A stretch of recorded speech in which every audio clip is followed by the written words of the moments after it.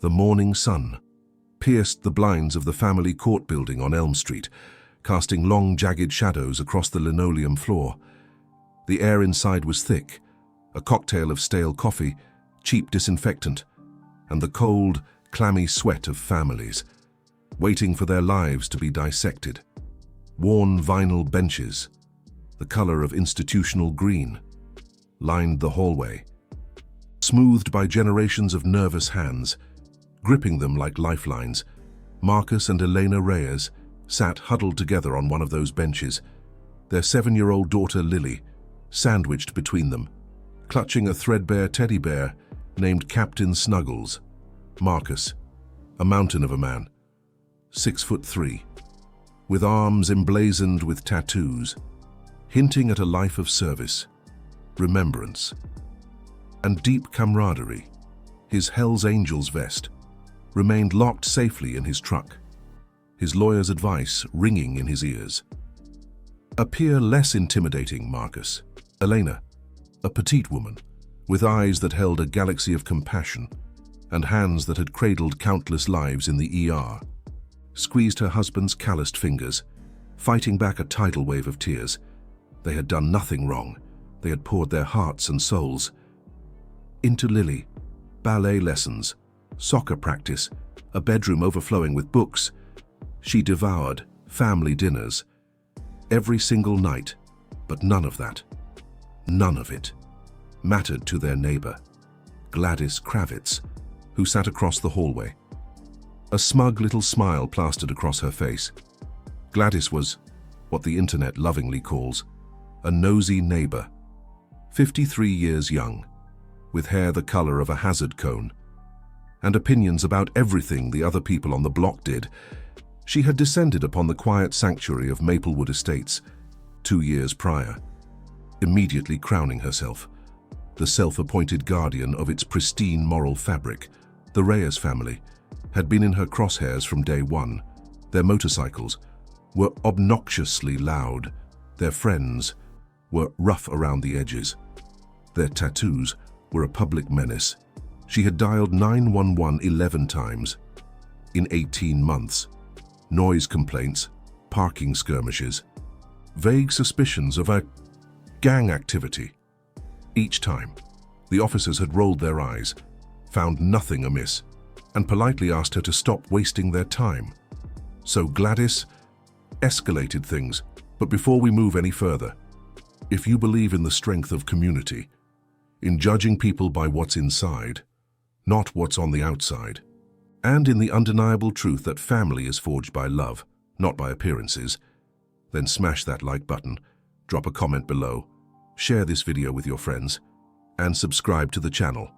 And tell me, where in the world are you watching from? Because stories like this are powerful reminders that karma always has a way of evening the score. The anonymous tip Gladys lobbed at Child Protective Services was a masterpiece of fiction, detailed and devastating. She alleged the Reyes home was a den of drugs and weapons. She claimed Lily was neglected, filthy, and terrified of her own parents. She swore she had personally witnessed Marcus striking his daughter in broad daylight, right in the front yard.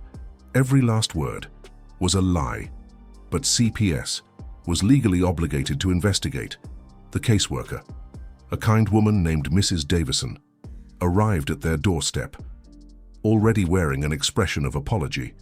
She saw immediately that Lily was healthy, happy, and radiating pure, unadulterated love. The home was immaculate. The refrigerator was bursting with fresh, wholesome food. Lily's room was a veritable shrine to childhood joy. Princess posters, spelling bees, and achievement awards adorning every inch of wall space. But the wheels had been set in motion. Paperwork had been filed, a court date had been etched in stone, and Gladys Kravitz, peering through her lace curtains across the street, was absolutely certain she had finally won. What Gladys didn't know was that Marcus Reyes had dedicated 12 years of his life as a volunteer firefighter before a back injury forced him into early retirement. What she didn't know was that Elena Reyes had worked tirelessly in the pediatric intensive care unit for 15 grueling years, saving the lives of children whose names she never even knew. What she really didn't know was that the Hells Angels chapter Marcus belonged to organized the largest charity motorcycle rally in the state, generating over $2 million for children's hospitals in the last 10 years alone. And what she definitely didn't know was that 500 of Marcus's brothers and sisters were about to teach her a brutal lesson in what family really means. The morning of the court date, Gladys arrived bright and early. She was wearing her Sunday best, a floral dress that smelled faintly of mothballs, and clutched a thick folder brimming with incriminating evidence. Photographs of motorcycles parked haphazardly on the street, grainy images of men in leather vests, laughing and drinking beer at a perfectly innocent birthday barbecue. Anything she could find to paint the Reyes family as dangerous. He didn't hear the rumble at first. It started as a faint tremor, a distant hum, like a summer storm, gathering on the horizon. Then it swelled, growing louder and louder, until the plate glass windows of the courthouse began to vibrate in their frames. 500 motorcycles, a rolling thunder, descended upon the parking lot. Harleys, Indians, custom choppers, gleaming chrome and roaring engines, each one worth more than Gladys's house. Men and women, clad in leather vests, many with silver hair and weather-beaten faces, dismounted in perfect formation. They were doctors, lawyers, teachers, nurses, construction workers, small business owners, the Hells Angels, and a dozen affiliated clubs from across 3 states, all standing shoulder to shoulder. Each of them carried a letter. The judge, a formidable woman named Emily Carter, who had witnessed the full spectrum of human drama during her 30 years on the bench, watched the approaching spectacle. From her chamber's window, her clerk, practically hyperventilating, frantically suggested, calling for backup, summoning the National Guard. Judge Carter calmly shook her head. "Let them in," she said, her voice resonating with quiet authority. "I want to see this." The courtroom that morning was standing room only. 500 bikers filled every seat, lined every wall, spilled out into the hallway, creating a sea of leather and denim. They did not speak. They did not need to. Their presence spoke volumes when Gladys Kravitz finally shuffled into the courtroom, her face drained of all color. She scanned the room, desperately searching for an empty seat, and found none. She was forced to stand in the corner, pinned against the wall, surrounded by the very people she had tried to destroy. The hearing commenced with the CPS caseworker's report. She stated, unequivocally, that she had uncovered zero evidence of neglect or abuse. The home was nurturing and loving. The child was thriving. The accusations were entirely unfounded. Then Judge Carter inquired if anyone wished to speak on behalf of the Reyes family. For the next 2 hours, a steady stream of witnesses took the stand. The fire chief, who had served alongside Marcus for over a decade, the hospital administrator, who declared Elena the most compassionate and skilled nurse he had ever had the privilege of working with, teachers who described Lily as bright, kind, and incredibly well-adjusted, neighbors who recounted acts of selfless generosity, the Reyes family shoveling their driveways, bringing them homemade soup when they were sick. And then came the letters. 500 letters of recommendation, a veritable avalanche of support from church leaders, from community organizers, from the grateful families of children whose lives Elena had miraculously saved, from veterans whom Marcus had guided through recovery programs, from the parents of underprivileged kids who had received bicycles, school supplies, and Christmas gifts, through the Hells Angels annual charity rides. Judge Carter meticulously read through them in utter silence. The stack was nearly 3 feet tall. When she finally looked up, her gaze locked onto Gladys Kravitz. "Ma'am," the judge said, her voice radiating the weight of absolute authority, "I have presided over this bench for 30 years. I have seen genuine cases of child abuse that shattered my heart. I have seen children who needed to be removed from dangerous homes. This is not one of those cases." Gladys opened her mouth to speak. "I am not finished," Judge Emily Carter interrupted. "What I see before me is a family that exemplifies everything our community should aspire to be. A father who has dedicated his life to serving others. A mother who has saved more children than you could count. A daughter who is loved and supported and flourishing. And 500 people who took time out of their lives to stand up for them." She leaned forward. "What I also see is someone who used the legal system as a weapon to terrorize a family she judged based on appearance alone. Someone who wasted the time of social workers, who could have been helping children in actual danger.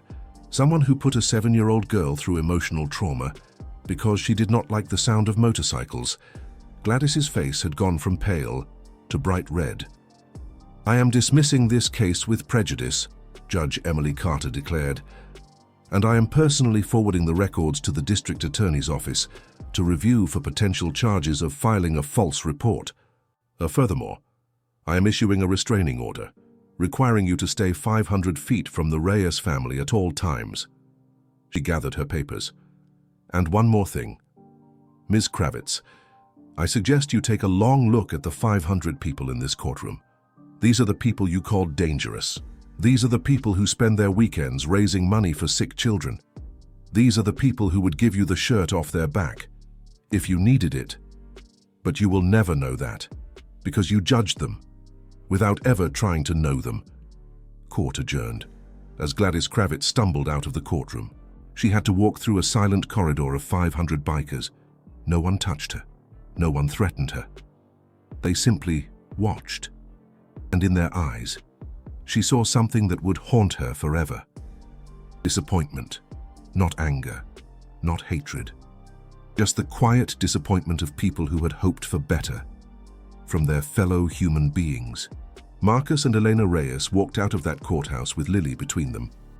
The little girl was smiling, waving at the bikers who had become her extended family.